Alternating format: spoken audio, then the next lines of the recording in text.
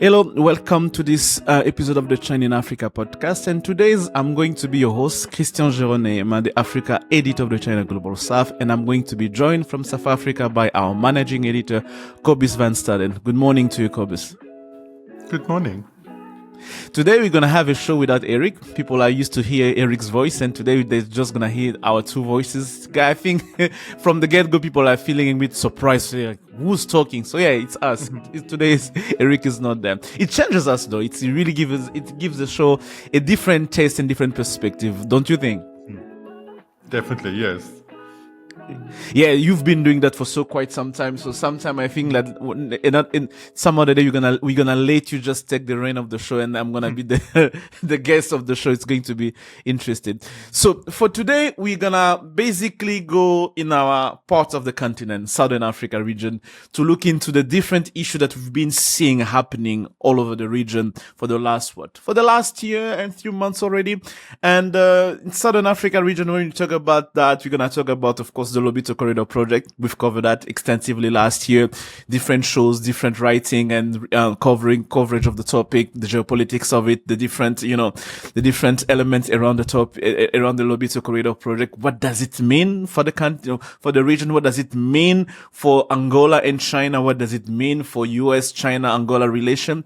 It's really something that really we've covered. And this year, since having Trump 2.0, it's also a moment for us to reflect on it and to see where it's going, especially when you take into account that we had the FCDO and all different, we had not FCDO, we have the DFC and the USAID and all those spending being kind of frozen by the Trump administration. We're gonna have to look into how it's perceived now in Angola and how people are thinking about it. So we cannot talk about Southern Africa region without talking your home country, South Africa. South Africa wasn't in a very, I would say in tatters in the relationship with the US, but in a very hot water with Washington DC, and where people are really not happy about. Apparently, you guys, you don't like white people. You are kind of against them. So they're putting it's putting everybody in tension.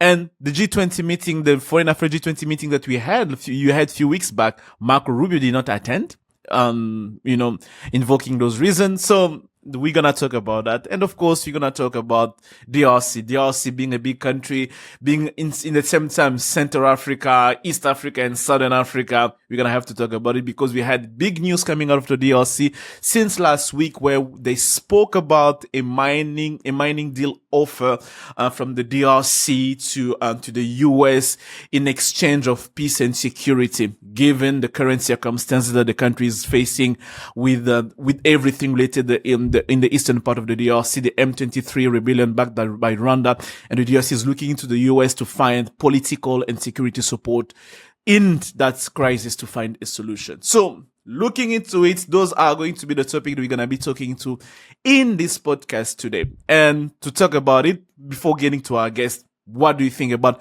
everything that has been going in the region first, Cobalt? Everything is really up in the air at the moment. I think Southern Africa is joining the rest of the world in trying to work out how things are going to look, how the landscape is going to look. After during the Trump administration, I think South Africa has been wrong-footed in a way by not necessarily the fight itself with the US, but the particular issues that the fight was built around. And so I think it's trying to kind of move its way through, but the wider sub-region, because it faced so many kind of, proxy controversies around the US versus China, particularly around minerals, all of that stuff is now, it means it's sitting in the middle of a wider geopolitical landscape that's busy reshaping itself. So I think it's a confusing moment for the subcontinent. Yes, but the Southern Africa region, we're not going to talk about it in this show, but the Southern Africa region is also home to the narrative about China trying to export its political system in Africa when they look into the leadership academic center they've opened in Dar es Salaam few years back, where we have, leaders from different political parties in 6 African countries. I think it's Angola, Zimbabwe, South Africa as well, I think so, and other countries, Mozambique. going there, being trained by Chinese and by Chinese scholars, and being trained in a way to understand politic different.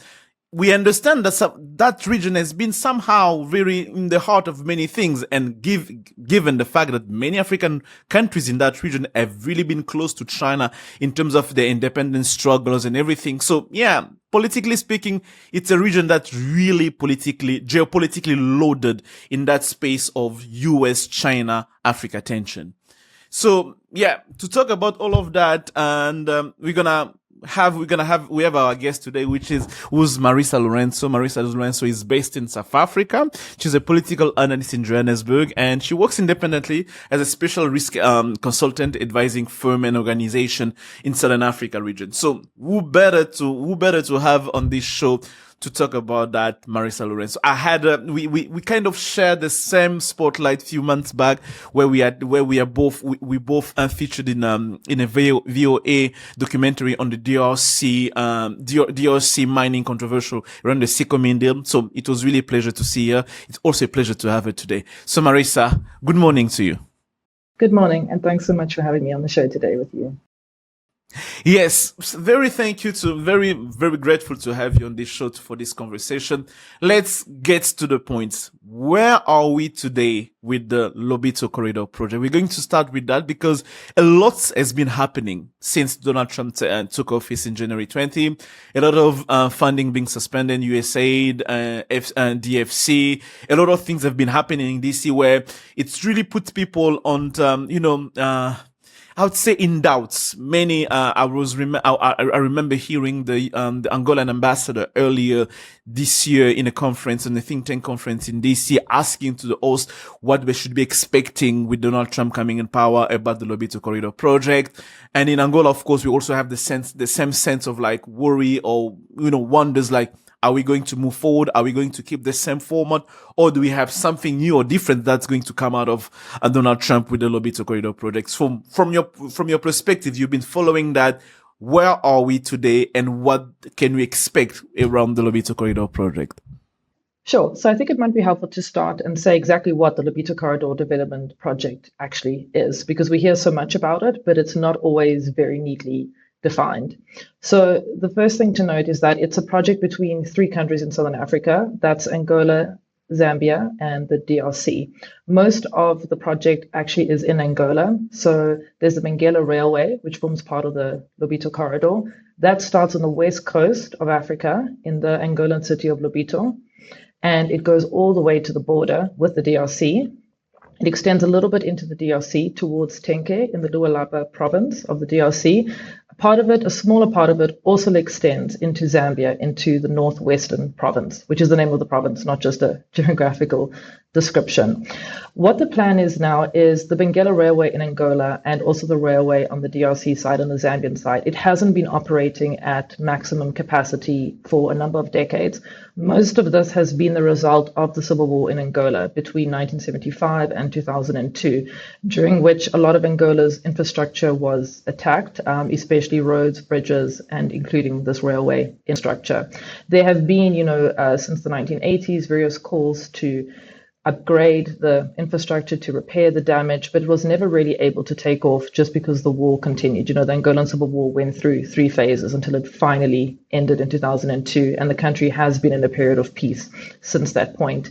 We saw some serious traction come in the early 2000s, around 2004 to 2006, where there were conferences saying, we need to rehabilitate the Benguela Railway. We also need to repair and rehabilitate the rail on the DRC side, on the Zambian side.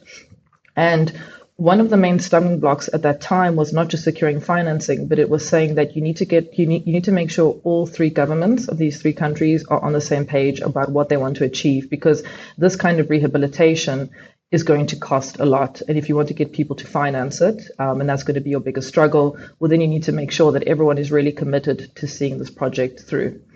What we did eventually see, at least on the Angolan side with the Benguela Railway, is we saw a Chinese firm come in, and this was during the time where China was lending a lot to Africa, but also getting its construction firms involved in infrastructure development on the continent.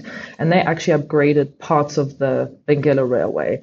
And that finished, the rehabilitation started in about 2006 and concluded in 2014. Unfortunately, though, the rehabilitation has not allowed the railway to return to its full capacity that it was at, in the early 1900s until the advent of the civil war in Angola.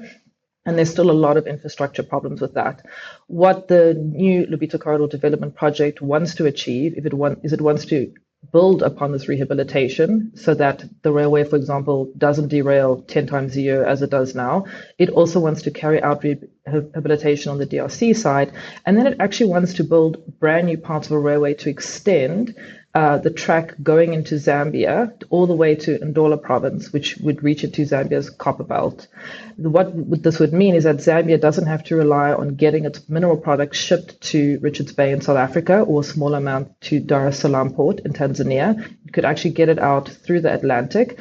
It would also allow it some of the DRC product to also go through Zambia and offer it a shorter route to get to Angola and then go out onto the Atlantic side. So that's where we are with the project now. This is the plan to upgrade the existing infrastructure and then do a little bit of greenfield investment as well. Just to clarify about the Lobito Corridor Project, which is something that's really confusion before getting to Cobus. The confusion comes really, and I even wrote about it, like, the way it's portrayed today especially when the geopolitics came with the US being involved in the project, it's portrayed in a way that, we tend to go from the Benguela Railway, which was what we call the Lobito Corridor, the Lobito Project today, that started with the Benguela Railway concession that Trafigura won in 2022. Now, when it become Lobito, we kind of like extend it to the original form of Lobito that we do know. But to be clear, when we talk the current Lobito project as the way it's presented now, it's much more focused on the Benguela Railway side, with maybe the Greenfield project part on the Zambian side, and eventually the refurbishing of the small portion between Kolwezi and Angola border to be able to connect that, right? Just to clarify that part. Yes, that's where much of the focus is. But I think that there is heavy focus on building, the greenfield investment. This project is so ambitious, and whenever you read about it, it basically seems like it's full steam ahead, even though there are a lot of risks to its realization. One of them is financing. The other is that greenfield investment is very risky to undertake anywhere in Africa, except really for South Africa, just because it's difficult. It will be difficult to raise financing in a market like Zambia. The other thing is that, the Hichilema administration in Zambia doesn't really seem to be on the same page as wanting to support its minerals actually being shipped out to the US rather than China. It's still very close to China. It's spoken about getting involved in the Tazara Railway upgrade, which connects the Zambian copper belt to Tanzania to, again, get it out through Tanzanian ports instead of getting it out of Lobito port in Angola. And again, like I said earlier, one of the key barriers that was identified in the early 2000s about the success of rehabilitating the Lobito corridor and, restoring it to its former glory is, are all three governments on the same page? And at present, unfortunately, they're not. We have the Angolan administration led by President Lourenço. He is, very pro-US. He's one of the US's key allies in Africa. In the DRC with President Tshisekedi, he is pro-US, and I know we will discuss, the minerals for security deal that he is pursuing. But, Tshisekedi flip-flops a lot. I know he's also allegedly been going to Russia and the UAE also for help. The US isn't necessarily going to be a big fan of not being the only player in the game. And then, like I said, with the Hichilema administration, they haven't really said we're going to dislodge China from our mining sector. They haven't really shown that they are pro-US. And if you're the US, I don't know if you want to commit so much financing to this project, or even if you're the EU, if maybe then you're just going to allow more minerals to be exported more easily to China if it actually had to come, to fruition. Marisa, as you say, the project is very ambitious, and it includes a lot of agri-tech, green electrification, like other kind of aspects to it. Do we have any idea of where the Trump administration is standing on the project now? So at the moment, no, we don't have clarity. And I think it's also because we don't have a specific, Africa person for the US. Trump is still not appointed, who that might be. And it's difficult for us to get a sense of what is going on. I do know it was reported in Bloomberg about a week and a half ago saying, the Lobito Corridor is in jeopardy because of Trump's, freeze on foreign aid, because USAID, the agency that I think has been targeted the most to date by the Trump administration, is part of, or is one of the groups that is actually financing or has committed to finance. Money hasn't actually materialized yet, which is another thing. But it's one of the agencies that has said, yes, we will give some money towards the Lobito Corridor. And then, it came out, well, maybe actually this is going to put, the whole project in jeopardy. I don't think that's the case because, like I mentioned, Angola is one of, the US's key allies in Africa. And the US at the moment doesn't have a lot of allies in Africa. I think after the Obama administration ended in 2016, we kind of saw America prioritize less kind of government to government engagements with Africa and focus more on bilateral ties. And, even in Trump's first administration, we saw him prioritize US business in Africa, but not really, care about foreign policy with Africa as such. But just looking at it as a whole, like I said, Angola being one of the US's key allies in Africa, I don't think the Trump administration is going to let go of that. And Trump is also not one man. The US has been building up its relations with Angola, and Angola's also been doing the same. It's put in a huge effort since 2017 to shake off that image of being a Soviet Union proxy, and then now being aligned to Russia. It owes a lot of debt to China, from all of that from all of the infrastructure loans it took out, which it's paying through with oil. But yeah, it's worked a lot to become a key US ally, and that's not something that will just disappear overnight. I think that those kinds of discussions that say with US aid being under pressure and other aid funding, and this might affect Lobito, I think it takes the focus away on there are very real challenges to realizing this mega infrastructure project, but financing and funding is not going to be one of them just because of what Trump has been doing less than 2 months as president of the US. Before getting to those challenges, I'd like just to get back a bit on what does it mean a bit on for Angola for Angola China relation. If you are a risk consultant looking into it, when you look into now Angola China relationship, when you look into how Angola is approaching the US and all of that, what does it mean for Angola relationship with China, and where is it going overall? I think this is a great question because, whenever you see these debt charts on, how much do sub-Saharan African nations still owe China from all of the infrastructure spending, you just see Angola, with the tallest kind of column and then everyone else lagging behind. And, this actually became a very big topic during the COVID-19 pandemic, because obviously a lot of indebted nations came under severe pressure. And there was a big question mark over Angola saying it's got so much debt. And again, it owes a lot of this debt to China. But the Lourenço administration has been going closer to the US. It hasn't really been prioritizing relations with China anymore. What is this actually going to mean for its debt? And I think if I look at how Angola-Chinese relations have evolved since 2017, I would say Angola still has a good relationship with China, but they've both taken a step back away from each other. So, for example, Angola realized, it was not able to sustain the kind of borrowing that it had gone on, especially with oil prices looking depressed. Of course, then COVID happened and it really got into dangerous territory. But even before then, it had started to pivot a lot more to the US in saying that this is the kind of investment that we want, and this is not the kind of investment that China is going to bring. But what it did very carefully was it didn't ice out China. It didn't try to uproot all its vested interests in the country. It didn't renege on any of its debt. It kept up that kind of positive relationship. And what this kind of shift in what the Lourenço administration wanted to achieve actually dovetailed with China drawing back from infrastructure loans. So I think we've seen a big shift in how China approaches the continent since maybe the middle of the 2010s, where, China was on this lending spree, and it was also trying to keep its own construction firms busy because China itself was shifting from a development-led economy to a consumer-led economy. So, yes, it's upgrading the Benguela Railway. Maybe it's hoping that some of those minerals can be for itself. But at the end of the day, it achieved its goal of keeping its construction firms busy, which ultimately contributed to its overall GDP. So as China started to take a step back, it also wasn't saying to Angola, we don't need you anymore, but it was reworking its Africa policy. And what we've seen since, I would say, about 2018, 2019, is China focusing much less on building infrastructure and giving loans for that, and focusing much more on acquiring mines. And it's done this, I mean, Southern Africa has been a major target for it. Zambia, Namibia, Botswana stand out a lot to me, but of course there's also South Africa involved. And I think between the two of them, Angola and China almost have an understanding that they've got shifted priorities, but they can still get along, and Angola still has to honor the debt that it owes, and it will continue to do that, on mutually agreed upon terms. So, during the Biden administration, both Zambia and the DRC signed a memorandum of understanding to try and locate some of the mineral refining there.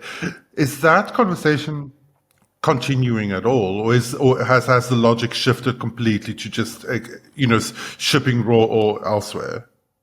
I think the conversation is continuing, but I think, when you look at memoranda of understanding, they're just nice pieces of paper that say nice, ambitious things, and presidents just like to sign them because it looks like, they're going to do something and they're going to have a fantastic infrastructure project and leave a great legacy.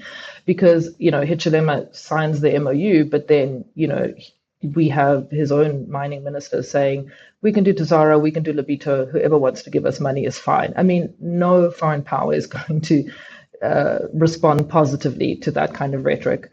I think then when we look at, I think Zambia will still keep the door open, of course, but I think, keeping the door open to everyone is not going to work in its favor. I think when you turn to the DRC, Tshisekedi as well is now much more focused on security. And I think that his position as president is becoming a bit more tenuous. He's lost control of vast parts of the country now. We're not really sure what Kinshasa is going to do next. Getting foreign powers or investors to agree to refining capacity is a very difficult challenge because they would have to build that refining capacity themselves. They also like to, export or import raw minerals because then if they can build that refining capacity at home, then they can create jobs for their own people. And this obviously, is what every politician wants to brag about. We've seen the US actually do this with Mozambique. It gets out raw graphite and it refines it at home. And the Mozambican government didn't push for any local refining capacity.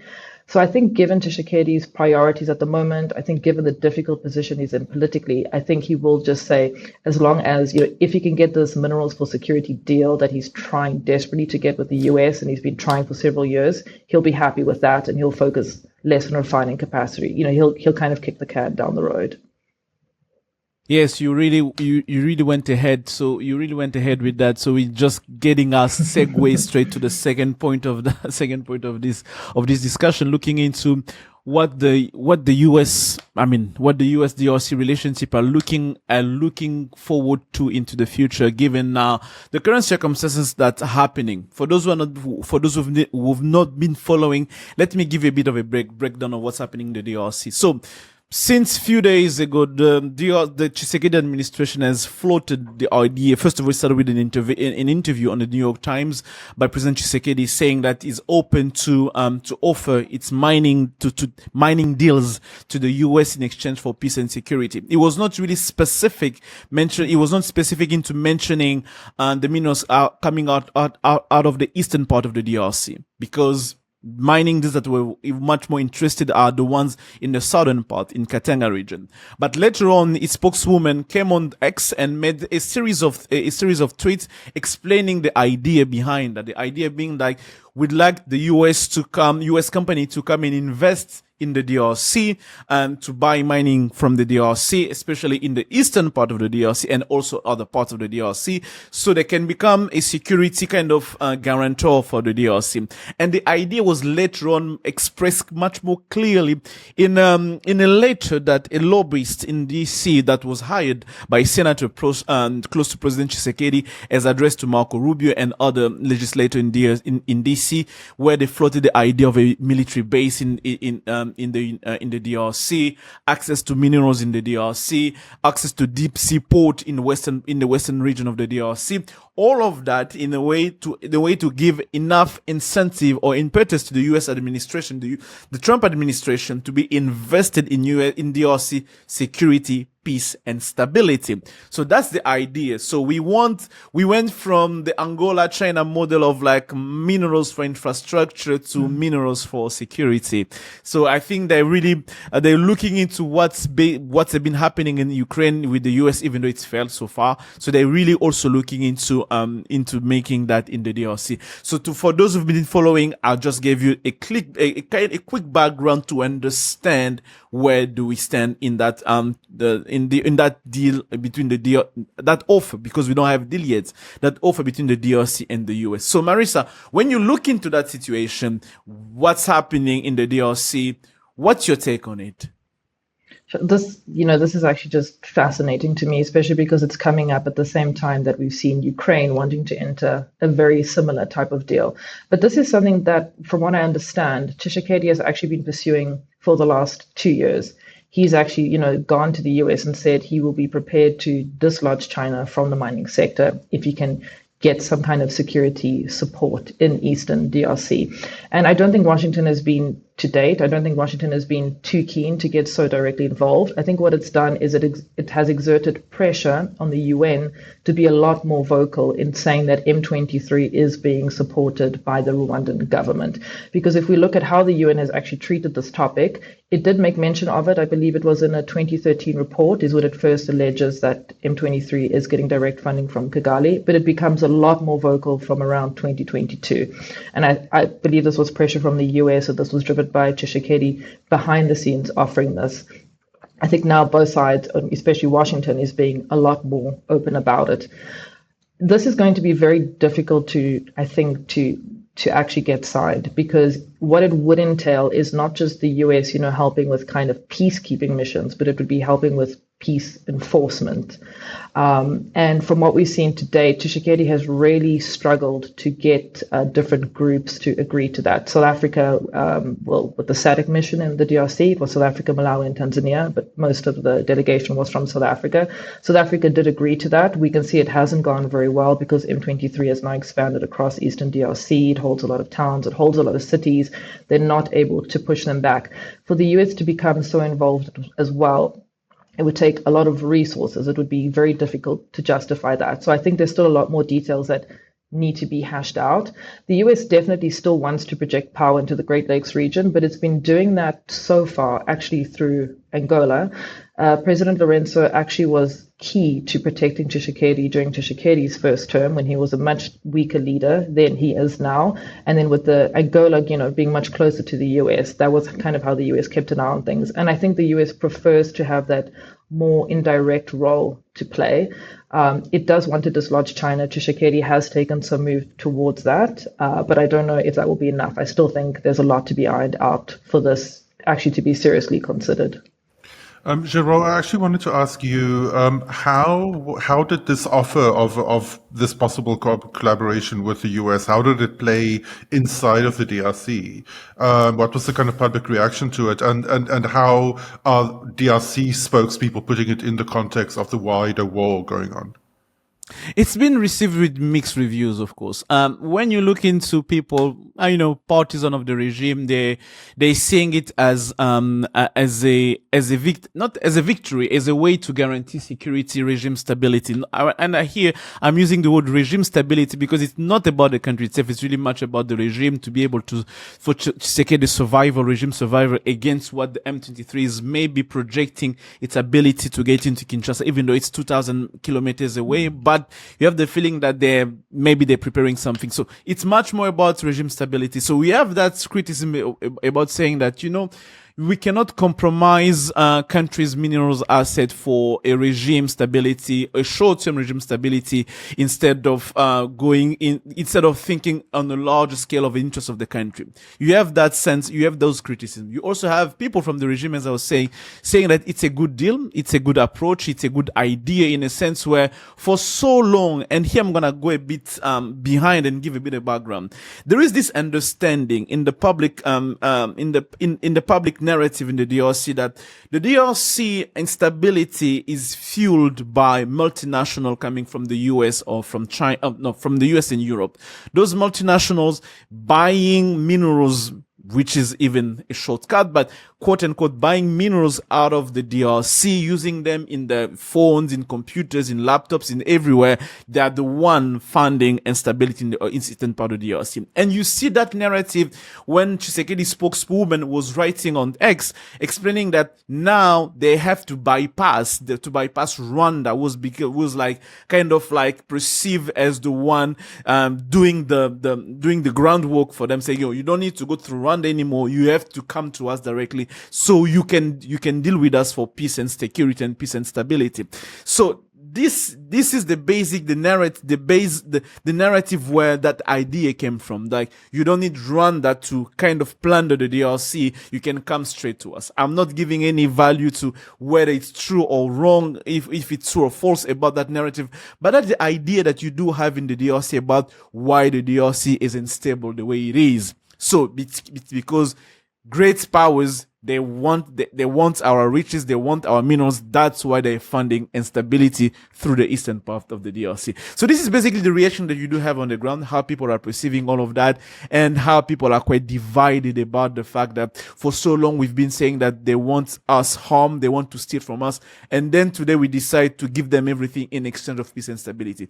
And of course, those kind of narrative, when you have multinational, they will not, of course, agree with that. Even government will not agree with that. But this is the idea with that behind the narrative around it. So this is basically what's happening on the ground. So, but when we look into it, Marisa, where do you think, you following that, where do you see how China might be perceiving all of that? I just wanted to add one thing where you said that, people blame sort of the US and Europe for a lot of these ills that the DRC is experiencing as well. And I think Tshisekedi has given a lot of credence to that, because his government is the one that has brought the lawsuit against Apple. I think that's the most prominent one that we've heard of, for saying, that they are using conflict minerals from the DRC. So he's playing into this narrative very well, and he's really ramping it up to say that, we are the supplier of basically all minerals that you need for all technological solutions. And he has further proof. I think he's gained a lot of kind of credibility in the international arena. And this is probably why the US has been a little bit allowed, him to be a little bit more vocal about this minerals for security deal than it was, a couple of years before, when all of these negotiations were going on privately. Looking at China's reaction to all of this, it's so interesting to me as well, because there's so much noise about, the US and also Europe should put sanctions on Kigali, but nobody's really also speaking about China's role in all of this as another country that buys minerals both from the DRC and is very active in the DRC in its mines, but also buys minerals from Rwanda, and whether or not these are from the DRC and whether or not it's fueling the conflict, that doesn't really come up much. The UAE is also, another country that also buys a lot from Rwanda. But China is, actually just taking the typical approach that it always does, where it does not wade into this kind of political squabbling. It's just continuing with its strategy. I think if we look at what Tshisekedi has tried to renegotiate with China, he's put himself in quite a difficult position, because yes, you can say to the US, we're going to dislodge China. And then you can say we're going to, the most public renegotiation has been the Siemens deal, which, is between it's a joint venture between the state-owned mine company and then a group of Chinese investors. And that deal has changed slightly. He's also said that he does want to look at other mining contracts with the Chinese that were negotiated under former President Kabila. If I were China, I wouldn't be too worried about this, because Tshisekedi can only go so far. Yes, the US might say, good, he's trying to dislodge China, but they're also going to say, what about the stability of contracts? Do you sign something and then 6 or 8 or 10 years later, and mining is a long-term investment, does the next president come in, and if he's pro-US or pro-China, he just changes things? It's not a good look on anyone, even if you do want to get China out of there and get your own firms in. So I think we're going to see China carry on being quiet about this, but it's going to carry on with its high level of activity in the DRC. It still commands, it still controls the majority of the mining landscape there. It's continued on with its strategy of snapping up more mines in Namibia and Zambia especially. It's even recently entered Botswana. It's got a very big strategy, and it's targeting Southern African mines. And I don't think these kinds of political games are really going to be something that stop it or concern it greatly. It's very entrenched within the mining sector there. If we look at the Siemens deal specifically, it also still has to uphold its end of the bargain, which is to build some more infrastructure. It is not done even half of what it promised to do. So it still needs to be in there in some way. And I think it's still going to dominate that mining sector for years and years to come. The DRC government recently announced a halt on the exports of cobalt to try and like get the price to recover. And this is happening against the background of CMOC, the big Chinese company, continuing to output more cobalt despite very low international prices. So I was wondering what you made of that process. Yeah, that's always a tricky one because from time to time, a lot of African governments do this. They put a ban on the export of minerals, and it's ostensibly to say, well, we need to actually refine more of this locally. But I mean, that's something that takes years to develop. You've got to start somewhere. They haven't started developing local refining capacity. So what are you actually going to do? So this is a ban that is probably not going to last very long. They typically never do. Malawi has actually recently put a ban on, the export of gemstones. But again, it doesn't have the local demand to buy them up, and it doesn't have the local refining capacity. Namibia has also done this from time to time, specifically to counter illegal shipments of lithium from a specific Chinese company. Again, it eventually had to be lifted because it simply cannot do the refining locally. The DRC's case is a little bit different because it is responding to very low prices. So it is trying to kind of tweak the market so that the prices can come up. But again, I don't see this lasting very long because it cannot prevent the export of cobalt for too long without it coming to impact it specifically. And again, when you're fighting against a power like China, which does control and does dominate so much of your mining sector, I think eventually there's got to be some negotiation and it will be lifted. The DRC is the largest producer of cobalt in the world, and discussion with different stakeholders on the ground revealed that they intend to maintain the ban so far because the surplus that we do see on the oversupply that we do see on the international market is quite huge. Reading on the benchmark reports, the surplus can basically cover the market for 200 days or something. So the DRC is very impacted by the situation of the low price of the cobalt on the market because the revenue is also slumping because of the price are low. So they're expecting they're expecting that the market will react to get the price back up. But the issue is if they lift the ban after 4 months without any accompanying measure to make sure that there's no oversupply again, what we're going to see is we're going just to see all the mined cobalt that are stockpiled right now to be just float back on the market, and we're gonna have the price back down where it is now, and basically not reaching the goal they wanted to reach. So, leaving the DRC, we're going to segue to our third topic on Southern Africa, and we're going to talk about one country that's been playing a tremendous role in the eastern part of the DRC, South Africa. South Africa with SAMIA RDC, the SADC forces in the eastern part of the DRC, is being a great ally of our President Tshisekedi so far. South Africa itself is finding himself in a very tricky situation. Cobus, you're going to tell us basically, but let's go straight to the point.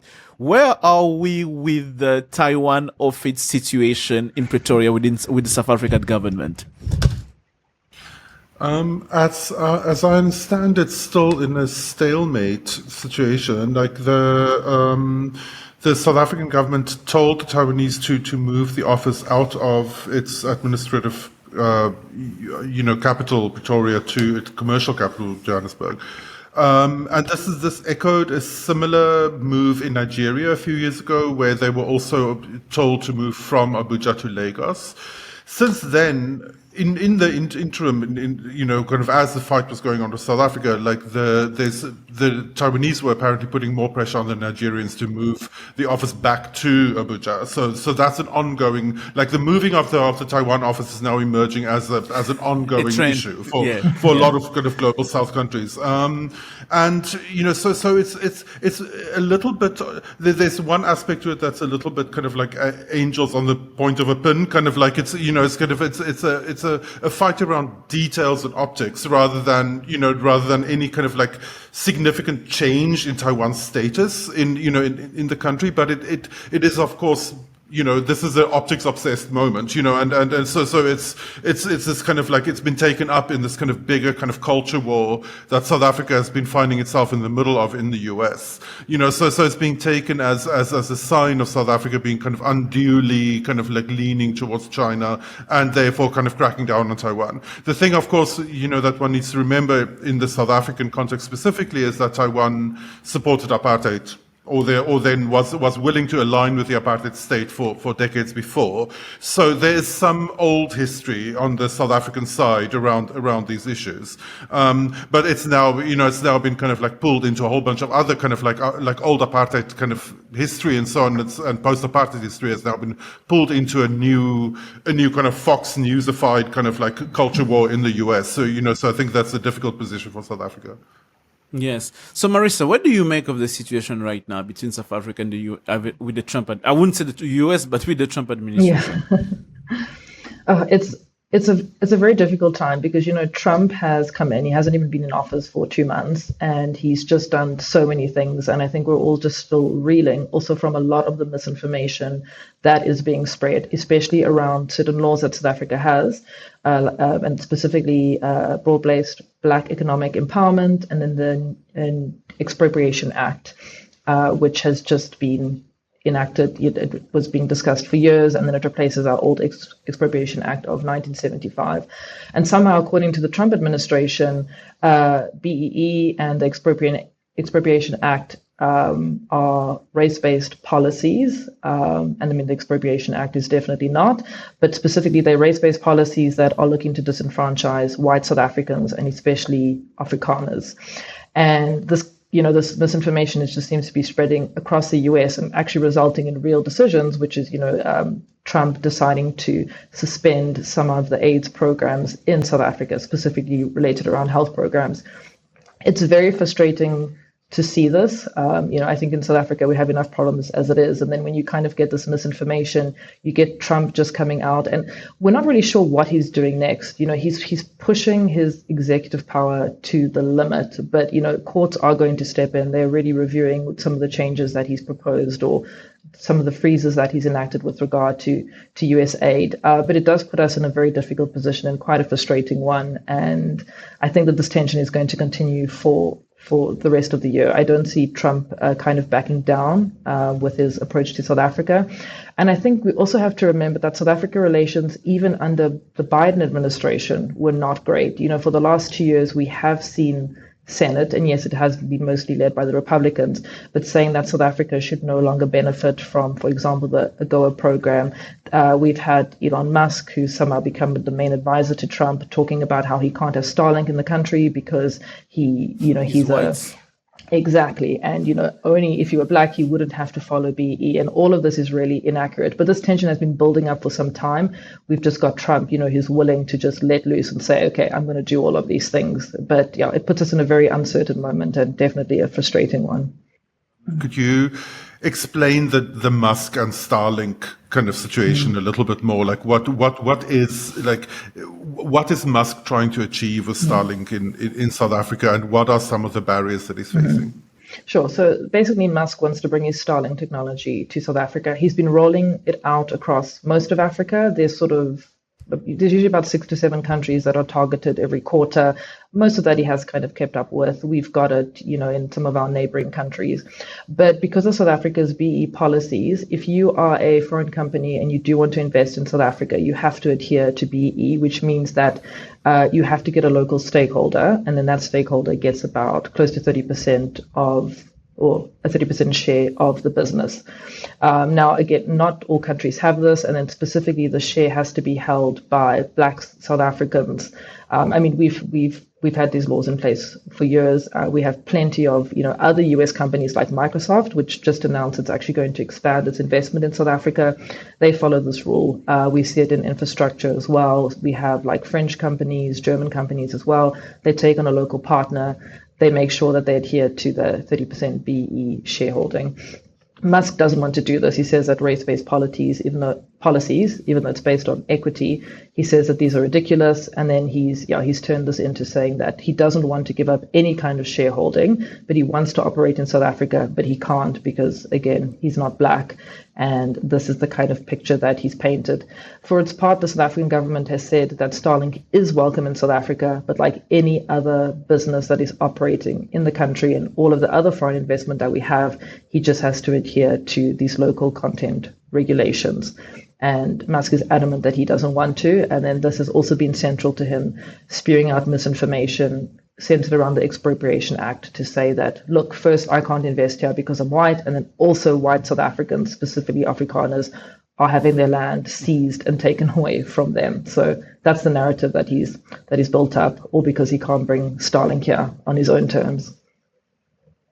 You are both in South Africa. Can you tell me how all those feud and how South Africa is finding itself right now in the center of this tension between the US, China, and the US, Russia, and all of that? How is it playing out on the ground? How is it perceived? How the civil society, policymakers, and intellectual in university, how are they perceiving all of that? Where they're leaning to? Are they leaning to for a much more hawkish position to say we have to react into it, or they're really leaning to more a Tabombeki approach, saying, you know what, we have to find a way to mend the relationship with the United States instead of going straight forward into fighting mode? How people are perceiving that? Cobus, go ahead first, and Marisa.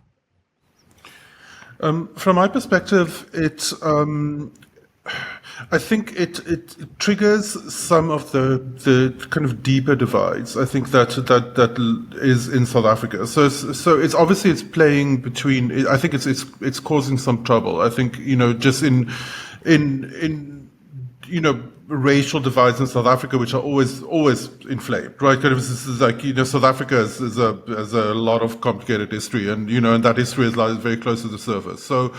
So I think it's troubling South Africa in that sense. I think it also plays into a kind of a divided view that different sides of South Africa has about the world and about history. So, like some South Africans are very closely identified with the United States, and I think they take a lot of their kind of the US shapes their view of reality, I think, in a lot of ways. Other South Africans are very closely aligned in worldview to larger kind of global South solidarities, and Africa. And I think this also triggers them in specific ways.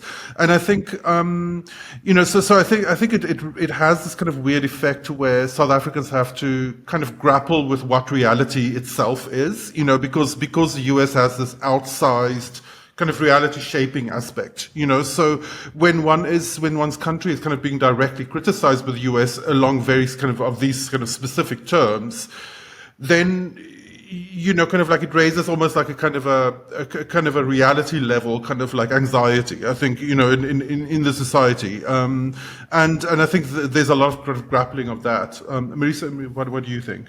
Sure. I mean, I completely agree with what you said about, the kind of inflaming these racial tensions that do still exist in South African society and do underpin a lot of these kinds of interactions. We've got two civil society groups called AfriForum and Solidarity, and they do many things, but one of their sort of main roles is to sort of look after the identity of the Afrikaner group or the Afrikaner community in South Africa. And the reason why they do this is they say they are representing a minority. Afrikaners make up less than 10% of the current population. Of course, Afrikaners are not a minority in the traditional sense of the word, because they did, hold a lot of political power previously, and they still hold a lot of economic power, which, is not your normal definition of a minority worldwide. But, these two groups are always sort of seen as kind of being antagonistic towards the democratic project in South Africa. And, at its most simplest, a large portion of South African society sees them as, wanting to go back to apartheid, which, okay, is obviously very simplistic, but nonetheless, this is the view that's there. And AfriForum and Solidarity have actually been lobbying Washington, for several years now, trying to say that there is a great threat to the Afrikaner community, that there are these race-based laws that are damaging the economy, that they are disenfranchising the white community in South Africa. And now I think there's a lot of frustration in, what's now happened with Trump coming in, with Musk whispering in his ear. is that, well, look what AfriForum and Solidarity have done. And then it feeds into this narrative, that the white Afrikaner community is not happy with the new South Africa. It's not happy that it doesn't have political power anymore. And again, then it inflames these racial tensions, like Cobus has said. I think when we look at how government is dealing with it, we've also got a little bit of a divide. So we've got the second largest political party, the Democratic Alliance, that has sent its own people to Washington to try to engage with the Trump administration to say there's no white genocide going on. South Africa still does want close ties with the US. Then we've got the ANC as our biggest political party saying it's fine, actually we will leave the US, although they at one point they did say they would send envoys, now they say they won't. And they're saying it's fine. We've got other partners. So I think there is also a lack of clarity, and there's no kind of cohesion from government on how to handle this. And then I think for civil society, it is just frustrating. Just going back to what I mentioned earlier about the misinformation that's out there. Clearly neither Trump nor Musk nor anyone who advises them has actually read the Expropriation Act, because nowhere does it say that land is going to be seized from white South Africans, and then without compensation. So I think there's a general consensus also that people do want to repair relations with the US, but also just a lot of frustration that's going on at the moment. And I think a lack of clarity around where these relations are actually headed going forward. I think that's also compounded by the fact that South Africa's healthcare sector has suffered a huge blow because of the withdrawal of the PEPFAR program. So it is this kind of we're too it's not just a normal fight being picked by the US, right? Because the US could have picked fight with South Africa if it wanted to around a whole bunch of issues, right? Including being perceived as being too close to China or being perceived as being too close to Russia, for example, right? These particular issues, like hitting HIV care and hitting post-apartheid land redistribution, really hits at the heart of the post-apartheid project. And in that sense, I think it raises questions. It raises much more fundamental questions about the US's commitment to the larger project of eradicating apartheid in the world, not just in South Africa. So that I think is been a very fundamentally kind of disruptive aspect to the relationship, because South Africa's entire post-apartheid identity has been making apartheid right? It's built around the consensus that apartheid was a crime against humanity, and that all of these messy and dysfunctional as a lot of these kind of instruments are frequently, that they are on the kind of right side of history in the larger term, right? Being hit from the US on this particular point is a really kind of confusing thing, I think, because it seems to indicate that the US was actually in a completely different position around these issues than they seem to be before. So I think it's a kind of a real crisis in the US kind of South Africa relationship, in a way that I think the South Africans don't really know which way to go, because it really attacks the fundamentals of the post-apartheid relationship so completely. What you mentioned is quite surprising, because I was actually waiting for when I saw the US executive order, Trump executive order against South Africa, and all the narrative. I was expecting to see much more the China leaning forward, the China leaning beats, the Russia leaning beats, the Israel, the Ukraine crisis, but none of it came into justifying or even to try to explain why they did that to South Africa. It was much more related to that, all those fake news that you've mentioned, that just basically motivated the US approach to South Africa, which for me was really surprising. And I was like, is it really about foreign policy, or it's much more about personal interest behind why the United States reacted the way it reacted? So just to conclude, I have a last question for you, Marisa. When you look into South Africa's relationship situation right now, where do you see its relation going with other partners, namely China and Russia, given that we have that in the background, even though they were not mentioned? But where do you see those relationship going forward? So I think South Africa's relationship with China, which is currently quite strong, and obviously China is our main trading partner, I think that will continue as is, and I think the current Trump administration's behavior towards South Africa also does open the door towards even greater collaboration with China, which China would be open to. Like we've discussed earlier when we were speaking about Southern Africa more widely, China has increased its presence in this sub-region, and South Africa, as the most advanced economy in Africa, is of course going to stay on its radar. And the more the US steps away or fumbles about, and the more these tensions continue. Again, China keeping quiet about all of this, it will just continue to exert pressure the way it always does, which is just quietly. So I think South Africa and China are going to remain very, very close. And if the US steps away even more, I don't know if it can, but if it does, then it definitely opens the door to much more Chinese involvement in South Africa. I think looking at Russia, South Africa and Russia, it's always kind of difficult to get my head around this relationship because I don't think the two are as close as is necessarily portrayed in the media. I know that South Africa, for example, chose to abstain, from the UN General Assembly votes around Ukraine, but now, we're actually going to welcome Ukrainian President Zelensky to South Africa next month, and there seems to be a little bit of a shift there. There's not also huge Russian business interest in South Africa, except maybe I would say they're most prominent in the manganese sector. But other than that, those tend to be private business interests versus something that dictates foreign policy. I think that South Africa will, always be reluctant to maybe call out Russia, that kind of behavior that we have seen with regard to the Russia-Ukraine conflict. That might stay, but I don't think it's one of our closest partners. I think we need to keep an eye on China a lot more, and then keep an eye on what the US is actually going to do if it can afford to isolate Africa's most advanced economy, because there's also repercussions for the US, not just for us. It's obviously the biggest global player, but it also can't just bully other countries in doing what it wants to do. Marisa Lourenço, thank you. Thank you for being our guest in this podcast. And we're going to put your Twitter X account on the show notes so people can follow you on X and see the work that you do. She usually posts very interesting, very, very insightful comment on what's happening in African foreign policy. And I'd invite you to follow her and to learn more about what she does. Marisa, thank you. Thank you so much. It's been a pleasure being here today, and thanks for such a great discussion.